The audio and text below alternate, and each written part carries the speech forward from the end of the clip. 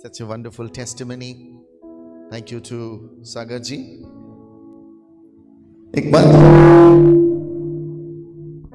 एक बात याद रखें, कोई भी साक्षी अपनी साक्षी नहीं, सारी साक्षियां या टेस्टिमनीज ईश्वर की साक्षी। एक महंत, उसको जहर देके मारने की योजना हो रही है और एक नर्स इलाज करने आ रही है और कहती है आप मरोगे नहीं, और जिंदा खुदा है वो आपको मरने ही नहीं देगा। और वो महंत जी आज तक उस नर्स को खोज रहे हैं। मुझसे कहते हैं गुरुजी वो नर्स को खोजना है। मैंने कहा उस नर्स को खोजने की जरूरत नहीं है, उसका उद्देश्य पूरा हो गया। हालेलुया, बोले प्रभु यीशु महाराज की। देखिए बहुत से लोग बोलते हैं यार धर्म बदल जाता है। मैं आपको बताऊं मेरा तो नहीं बदला, मेरे माता पिता बैठे हुए हैं सामने,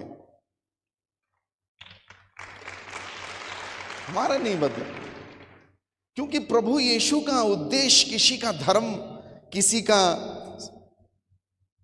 पंथ बदलना नहीं है। उनका लक्ष्य है कि हमारे हृदयों का रूपांतरण हो जाए और हार्ट मस्ट चेंज। और उन्होंने कहा है ना धर्मस्य खंडनार्थे जगति जातो अहम वरन परिपूर्ति रेव में अवतार हो हेतु।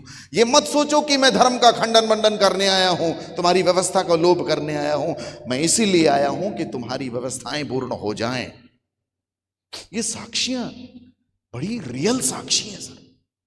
और एक चीज इन साक्ष्यों में मिलती है कि ईश्वर कार्यरत है। प्रभु कहते हैं मैं और मेरा पिता अभी भी काम कर रहे हैं। Me and my father we are working, still working. कहां काम कर रहा है? सागर जी आपके जीवन में कार्य किया उसने, अद्भुत। बड़ी बातें हैं, बहुत सी बातें हैं उन्होंने शेयर नहीं की, लेकिन इन आने वाले 2 दिवसीय समागम में हम इसकी और चर्चा करेंगे। बोले प्रभु यीशु महाराज की, परम पिता की, पावन आत्मा की। 3 बातें बड़ी गहराई से स्वीकार करने लायक है। That has to be accepted, उसको स्वीकार करना है। एक तो पहली चीज प्रभु कहते हैं तुमने मुझे नहीं चुना है परंतु मैंने तुम्हें चुना है। It is not that you have chosen me but I have chosen you, appointed you, नियुक्त किया है कि तुम संसार में जाओ, फलवंत हो और तुम्हारे फल स्थायी रहें। हेलो, ऐसा नहीं कि आज बस अभी के लिए, नो, ड्यूरेबिलिटी, सस्टेनेबिलिटी बना रहे, बरकरार रहे। और मैंने तुम्हें चुनाव किया है, तुम्हारा उसमें कोई काम नहीं। I have chosen you. Sir ये बात जब आप एक्सेप्ट कर लेते हो कि मेरा चुनाव ईश्वर ने किया है, खत्म कहानी। फिर सारी चीजें स्वीकार हैं, कष्ट, पीड़ा, परेशानी, व्याधियां, जो कुछ भी है नेगेटिव आप स्वीकार कर लोगे अगर इस बात में तटस्थ हो गए कि उसने मुझे बुलाया है। क्लियर।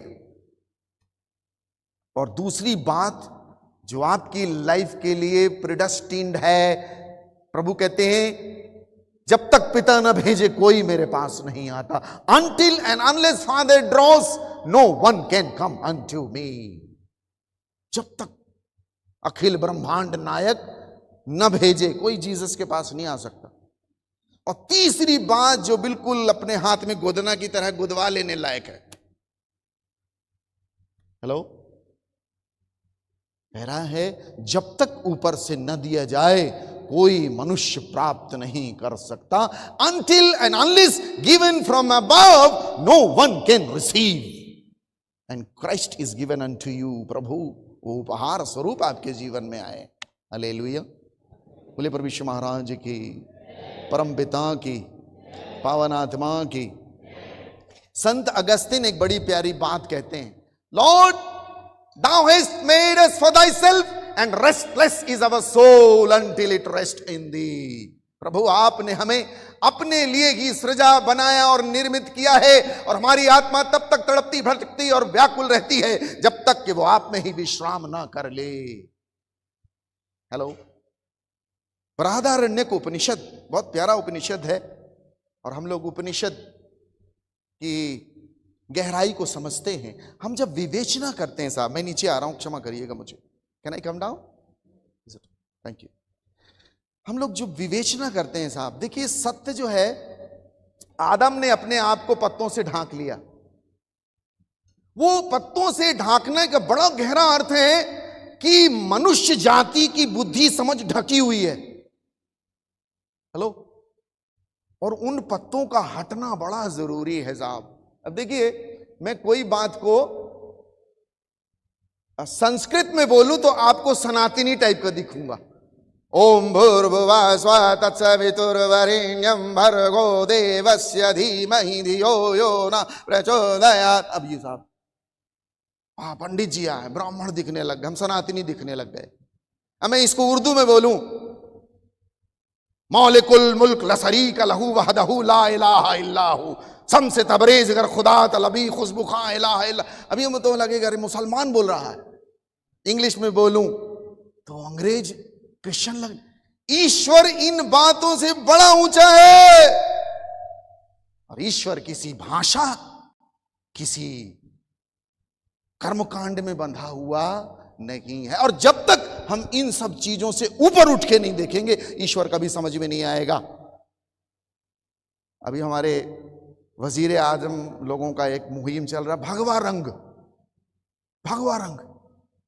मुझे किसी ने कहा आप भगवा रंग पहन के यीशु का प्रचार क्यों कर? मैंने कहा आप ही लोग तो चाह रहे हो कि भगवा हो जाए, हम कर रहे हैं वही, तो आप बुरा क्यों मान रहे भाई? मैंने कहा मैं भी बीजेपी वाला हूं, मेरा पूरा घर बीजेपी वाला है, मैं भारतीय जीसस पार्टी का हूं,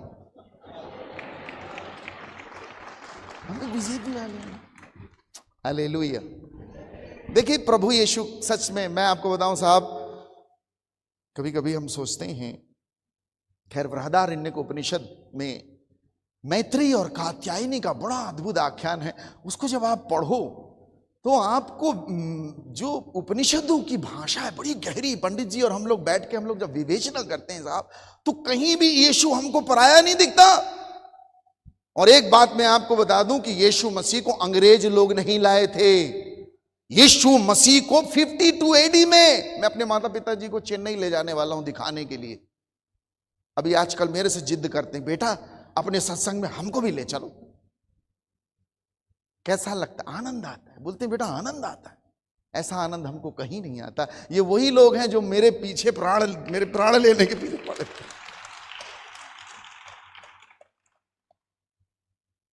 मैं दिल्ली यूनिवर्सिटी में मैंने ऑनर्स किया है अपना। तो जब मैं पढ़ाई कर रहा था, पिताजी मेरे बहुत अच्छे योगी हैं, ऐसे नहीं बैठे। अच्छा, मेरी इच्छा थी कि ये पूरा चर्च भरा होता तो मेरी ये साक्षी सुनता। पिताजी मेरे बहुत अच्छे योगी और चीफ अकाउंटेंट ऑफिसर रहे शहडोल में, मध्य प्रदेश में। तो मैंने एक दिन अपने पिताजी से कहा मुझे गुरु चाहिए। तो पिताजी ने कहा मैं तेरा गुरु। मैंने कहा आप मेरे गुरु नहीं हो सकते, आप सिगरेट, मेरे पिताजी बहुत सिगरेट पिया करते थे, वो सामने बैठे हुए, मैं ये बात बड़ी प्रामाणिक रूप से कह रहा हूं, वो सिगरेट खूब पीते थे और माता जी से कभी कभी बड़ा लड़ाई झगड़ा करें। तो मैं कहता आप गुरु नहीं हो सकते, हम लोग गुरु परंपरा के लोग हैं। और मेरे पिताजी क्रिया योग वाले हैं। हमारे यहाँ अष्टांग योग है, यम नियम आसन प्राणायाम प्रत्याहार धारणा ध्यान समाधि। आज ये बाबा रामदेव लोग ये कर रहे हैं ना, प्राणायाम अनुलोम विलोम। हम बहुत बचपन से इन चीजों को सीखे अपने पिताजी से, बहुत छोटे छोटे से। पिताजी हमारे बोलते थे अनुलोम विलोम किया करो, कपालभाति करो, भस्त्रिका प्राणायाम करो। और 8-8 घंटे हमारे पिताजी जब संडे की छुट्टी होती थी और अपना बैठ के क्रिया योग करते थे। तो बड़ा मेरी चेष्टा जिज्ञासा जगी कि पापा मुझे भी गुरु चाहिए। हमारे यहाँ अवतार बाबा की एक बड़ी फोटो लगी हुई मंदिर में, हम भी बड़े जिज्ञासु थे, गुरु चाहिए गुरु चाहिए। तो गुरु ना मिले हमको। अच्छा, मेरे घर में बहुत सारे बाबा लोग आए। पिताजी का परिचय ऐसा था कि धार्मिक व्यक्ति, तो सब जहां जहां अमरकंटक का रास्ता शहडोल से होते हुए जाता है, तो जितने बाबा साधु आए हमारे घर में ठहरे, वो गंजेड़ी रौद्र रूप वाला, ये प्रभु का जो ये रस है इसमें ना, ये भी बड़ा रौद्र रस है इसमें। हमारे यहाँ 9 रस हैं, 11 भेद हैं उसके, और बाइबल की कुछ बातों को जब आप रस के साथ पढ़ेंगे तो समझ में आएगी। अच्छा, हम लोग वैदिक लोग हैं और जब हम वैदिक परंपरा से आए हैं तो कुछ चीजों को हमको ज्यादा गहराई से समझ में आता है। वो हम लोग साहब अभी कल ही विवेचना कर रहे थे। मानिएगा, इस बात को बड़ी हैरानी लगेगी आपको जब वो भविष्य पुराण पढ़ रहे हैं और भविष्य पुराण में जब वो कलगी अवतार का हमको बहुत क्लियर समझ में आ रहा है, क्लियर समझ में आ रहा है, अरे एक वही है, ये वही है जो आने वाला था। हम लोग अभी चर्चा कर रहे थे कि अब्राहम उत्पत्ति अध्याय 12 में उसके दूसरे उस पहले श्लोक में वो प्रस्थान करते हैं अब्राहम, और अपने साथ में उनकी पत्नी सारा और उनका भतीजा लूत, 3 चल पड़े। प्रभु ने कहा निकल जा, परम पिता परमेश्वर ने कहा, आदेश किया, निकल जा अपने घर को छोड़ के, मैं तेरे को वो दिखाऊंगा कनान का भूमि। चल दिए साहब। जब उसको आप बड़े ध्यान से देखोगे पूरी रामायण है वो, राम सीता लक्ष्मण, वो किसी ने उसको क्या इंटरप्रिटेशन करके भारत में लेके आ गया है, बड़ा हैरानी लगती है। मैं सुलेमान की एक कथा पढ़ रहा था, उसमें उस महिला का आख्यान, 2 महिलाएं हैं, वेश्याएं हैं, वो आख्यान हमारे यहां भी है। वो राजा सुलेमान, उसको विक्रमादित्य से जोड़ दिया उन्होंने। ये गाथा कहीं ना कहीं से हमारे पास भी आई हुई है। जब आप उसका चित्रण देखोगे, लूत को पकड़ लिया, लूत को पकड़ लिया, अब्राहम लड़ रहे, लक्ष्मण के ऊपर पास लग गई, लेके आ रहा है, बड़ी वो बड़ा जोड़ है उसका। और कहीं ना कहीं भारत में भी सत्य कहीं ना किसी रूप में आया है और कई जगहों पर उसका गहरा चित्रण अब इन दिनों में हम चर्चा करेंगे। बोलिए प्रभु यीशु महाराज की, परम पिता की, पावन आत्मा की हाली। जेरेमाया चैप्टर 9 वर्स 23-24 में एक बड़ा सुंदर आख्यान है। प्रभु कहते हैं, बुद्धिमान अपने बुद्धि का घमंड, बलवान अपने बल का घमंड, धनवान अपने धन का घमंड। किसी को यदि किसी बात पर घमंड करना है तो वह इस बात पर करे कि वह मुझे ईश्वर को, क्योंकि मैं प्रभु इस धरती पर दया, न्याय और धर्म की स्थापना करने के लिए आता हूं और मैं प्रभु इन्हीं बातों से प्रसन्न होता हूं। हेलो हेलो, 3 पावर हैं इस ब्रह्मांड में साहब। वो आपके पास तीनों में से कोई भी चीज आ जाए, आप रूलिंग करने लग जाओगे। एक है बुद्धि, बन जाइए IAS IPS, बनने के लिए पागल हैं लोग, पूरी चल ही रहा। बलवान हो जाइए। मैं अक्सर बोलता हूं, हमारे भारत देश में कोई आदमी स्वस्थ रहने के लिए जिम नहीं जाता, सुंदर दिखने के लिए जिम जाते हैं। भारत का कॉन्सेप्ट अलग है। तो तीसरा है धनवान। If you have richness you can rule. आपके पास धन है, आप बलवान हो जाओगे, आप सब कुछ कंट्रोल करने। 3 चीजें आपको पावर देती, बुद्धि, बल और धन। लेकिन प्रभु कहते हैं कि इन चीजों के ऊपर भी एक चीज है, मुझ ईश्वर को जानना। हालेलुया। मैं बृहदारण्यक उपनिषद का आख्यान बता रहा था। बृहदारण्यक उपनिषद में मैत्री और कात्यायनी का आख्यान है। मैत्री और कात्यायनी को छोड़कर ऋषि याज्ञवल्क्य संन्यास्त होने के लिए जाते हैं। जब वो संन्यास्त होने के लिए जाते हैं तो उनको लगता है मेरी पत्नी 2 हैं। हेलो, प्राचीन समय में कई पत्नियां होती थी। हेलो, याद रखिएगा। आज का जो युग है ना, बहुत सीधे साधे लोग हो। प्राचीन युग को आप देखोगे ना, प्राचीन युग के करप्शन ज्यादा थे। मैं कभी खजुराहो देखता हूं तो मैं कहता हूं ये सब तो आज बेचारे बहुत छोटे छोटे। खजुराहो का मंदिर जब मैं देखता हूं तो मैं लोगों के पाप को नगण्य मानता हूं उनके आगे। हालेलुया। बाय द वे, तो याज्ञवल्क्य की 2 पत्नियां हैं।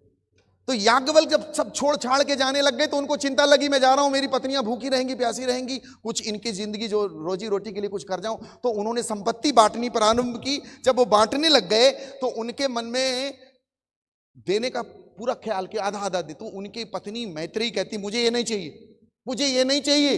तो याज्ञवल्क्य बोलते हैं फिर तेरे को क्या चाहिए? तो उस मैत्रेयी ने कहा मुझे तो वो चाहिए जिसके लिए आप ये सब छोड़ छाड़ के जा रहे हो। वो कौन सी चीज है? तो उन्होंने गीत गाया, असतो मां सतगमय तमसो मां ज्योतिर्गमय मृत्योर्मा अमृतम गमय। हे मेरे नाथ, मुझे अंधेरे से प्रकाश की ओर ले चलिए, असत्य से सत्य की ओर ले चलिए, मुझे मृत्यु से अमरता की ओर। ये गाना गाया मैत्रेयी ने, और वो मैत्रेयी की प्रार्थना प्रत्येक मनुष्य की प्रार्थना बन गई। सारे ऋषि और मुनियों की प्रार्थना है वो। Hallelujah, hallelujah.